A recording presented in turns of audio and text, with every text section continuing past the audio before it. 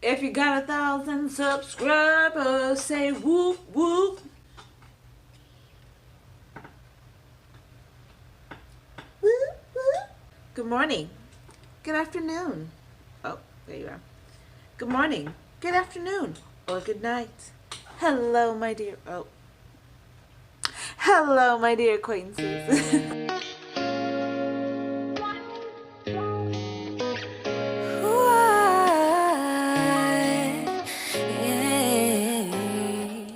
If you hear like squeaking, it's this rankety dankety chair. I so apologize, but on to the video. So I'm going to usually look at my phone for any of my new subscribers or new acquaintances. Hello, hi, how are you? I hope you stick around. But yeah, welcome to my channel. Wow. This is a good time to address my mental health update, since I've already done 2 videos already on my mental health. And for people who don't know me, I always look at here instead of here because it's easier to look at myself when I'm talking to nobody. Yeah, but anyway, I'm just gonna be looking at myself. Okay, just talking to myself.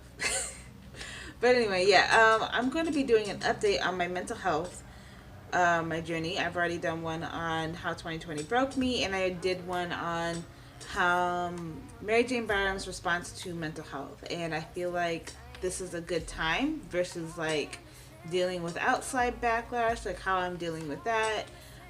Where am I mentally now? How am I dealing with my body image? So let's get into that, okay? So the first thing I want to get into is my body image issues. So if you don't know, because I know you guys there's a lot of new people here, but if you don't know, I had really severe, not really, I guess kind of severe body issues. I've tried every diet in the world or whatever. I didn't like, it wasn't necessarily that I was gaining weight. It was literally the skeletal structure of my body. Like, I didn't like my skeleton, like the way it was actually shaped. Like, I felt like I was more, because the way the media describes womanly or feminine features is you're always petite and you're tiny and you're just like this little tiny little frail little thing. And so I thought, like, as a female, a cis female, like, I need to be this petite tiny little thing. And I've always been told by men that I'm, not always been told, but I've been told many times by men that I'm intimidating. So I internalized that through physical features rather than, you know, maybe my personality, but whatever. But yeah, so I was like, maybe if I was tiny and petite, I won't be so intimidating to people. So I would always try these like workouts or diets or whatever to make me look as small and frail as possible. Yeah, that didn't go over so well, and my body did not respond to that very well. But anyway, that's where my body image issues stem from, I realized. And how I ended up conquering that in my last 2020 broke me video was I deleted Instagram. I deleted anything that told me what pretty was. And mainly my source of beauty, like understanding what beauty was from Instagram. And I realized, which is why, like, if anybody who does follow me on Instagram who watches my channel, like, I do plan to come back eventually, but I don't know if I'm ready yet. So once I deleted Instagram, now it's been like a couple months now, I believe. I've deleted Instagram off my phone, and the 180, guys, I'm telling you, if you have body image issues, please give this a try at least. Just get social media off your phone. Yeah. Ever since then, my perception of beauty has completely changed. Like I don't even know how to describe it. Okay, sorry I had to change my camera angle because phone is dying and my charger's only over here. So let's continue. Another problem I had in my previous video, and it was actually a big factor, was finding my purpose. Have I found my purpose yet? No.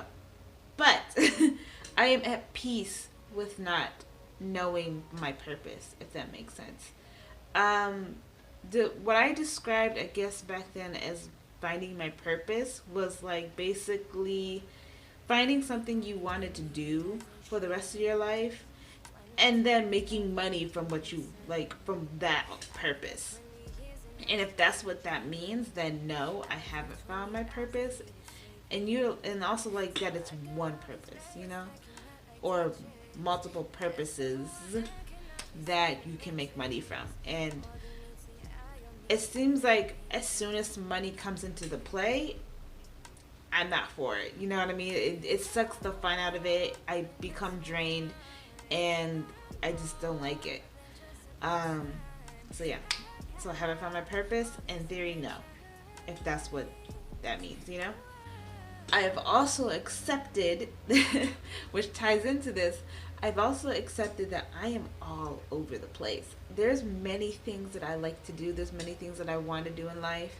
I'm just this little, I guess, creative being that I want to unleash. And there's many things that I want to do and experience in life. And that's enough for me. I don't know why I said that like a question, but yeah, that's enough for me. And I have accepted that, you know, it doesn't have to be this grand thing that's going to change the world. Like this isn't going to be a thing that will immortalize me on this earth forever, and people are going to remember, and people are going to remember me for the rest of my days. You know what I mean? I don't really care if people like once I'm gone, I'm gone.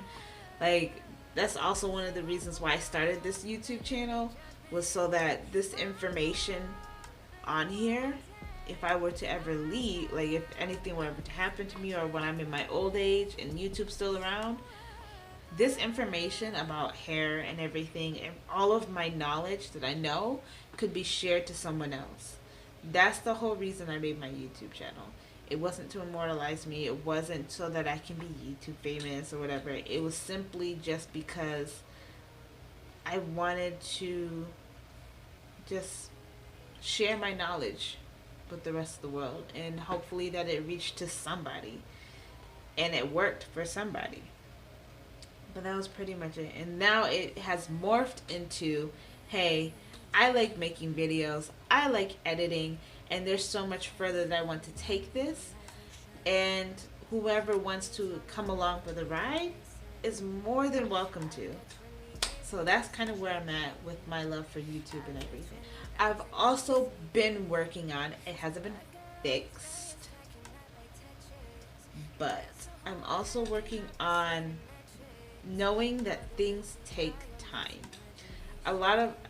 Another reason why I had to also filter out a lot of I had to unsubscribe from a lot of people when I was detoxing, and realizing having instant gratification isn't worth it. It's not because you lose the appreciation, because I've had instant gratification before with a lot of things, and this year has taught me not to take those things for granted. Finding a job, I used to be able to find jobs like this and it's not even an issue, but once that was taken away, I appreciate the job that I have right now so much. I think that was a huge factor into also my mental health, was just I have a job that I don't hate waking up in the morning going to, and I love the people there.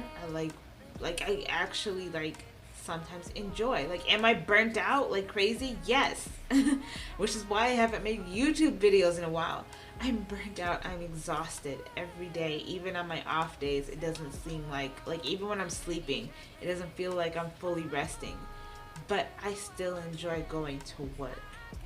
I still enjoy meeting people. I still enjoy like getting to know people, and I'm starting to come out of my shell, and I've just opened up the whole new world of like women, femininity, and sexuality in me. Not sexuality, but I'm still straight, but like this whole new out of the hermit me that I haven't explored before, and I'm now seeing life through a whole new lens, and I appreciate that so much. Like, yeah, working hard to get to something that you want is so more like, even these 1,000 subscribers. I've been doing YouTube I think 2 years now, and I just now reached 1,000. So I appreciate y'all. Thank you. And lastly, for the whole purpose thing, I've been doubling down on my spirituality. I need to double down on it again with my meditation and stuff like that. I had just now restarted meditating again, and for the first time of just making my mind still, which I'm going to get into that in a minute, but allowing my mind to be still and my body to actually fully rest. Like, when I did that, I didn't realize how long it has been since I did that. That's crazy. Like that, and it was just this peaceful relaxation.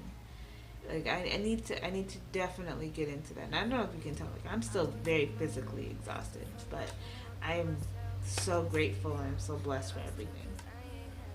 Even my exhaustion. Things I'm still dealing with. So my still bad habits, because I'm better, but I'm not fixed, if that makes sense. And I probably never will be, but who knows. One of my really, really bad habits is numbing my mind with noise. So I watch YouTube a lot, and I'm realizing I'm relying on it to numb my mind out. There are times where I'm really interested in the video, but it's like, even when I'm watching a video, I'm still scrolling through something else to keep my mind occupied. You know what I mean? And that is a very bad habit. Like, why can't I just watch an already stimulating video, but I also have to numb it with some pictures. I also have to numb it with another creative idea, or numb it with something else. It's like taking another drug after a drug after a drug after a drug. And I cannot just let my own voice come in through my head. You know what I mean? I have to fill it with somebody else's voice. Something else. And it's not like I'm even beating myself up anymore. It's just, what goes on to my next topic, I still have PTSD from myself, because I was the biggest bully to myself for the longest time. To the point where I don't trust a lot of the times I don't trust my own thoughts in a state of peace and stillness. That's sad. It's like I'm still, and I feel like a lot of people do this subconsciously. Like, they're so, like, which is why social media is such a big hit, is because so many people are just trying to numb their mind out. They're just numbing themselves so they don't feel or think anything else. I'm so busy doing the go, which is the next very bad habit that I have, because if I can't stimulate my mind through social media, then I have to be in a go mood where I have to constantly be doing something. Like, I have to either be working on a project or be working on something, like maybe getting my car fixed or seeing somebody or doing something. I can never just be still, because it then feels like I'm wasting my time, or I'm being stagnant and I'm not getting towards my goals. You know what I mean? Like, it's the fear of being stuck again. It's like I finally got unstuck and I don't want to be stuck again, so I'm gonna keep running until I get to where I want to be. And which is, I don't know if you can tell through this video, like I'm so exhausted. I'm so exhausted. I'm so I'm not even, when I sleep, it's not even restful anymore. Like I'm not getting a good night rest. I'm asleep, but I'm not resting. And that needs to change. I don't know how am I gonna change it. So if anybody has some advice in the comments. I feel like this is what mothers feel like. Working mothers feel like as well. It's like you come home from work and then you gotta come home and take care of your kids and you go to sleep and then you gotta do it all again. You know? That's what I feel like. And if anybody has any like advice for these problems, please, especially I saw like someone in my past video was a licensed therapist or whatever, and if she sees this video, like if you have any advice on how to solve this problem, like put it down in the comments below, because I want some good hard sleep and a restful sleep. That's all I need. Yeah, I think that's pretty much it. All that I have. I'm sorry I haven't been uploading. Oh, sorry. Let me stand up straight. Yeah, but yeah, that's pretty much all I have. Sorry I haven't been uploading as much. I'm trying. Like every time I've tried to do a video, I'm more drained than you see me right now. Yeah, but I'm trying. That's all I want to say. Please be patient with me. Stay locked. Bye.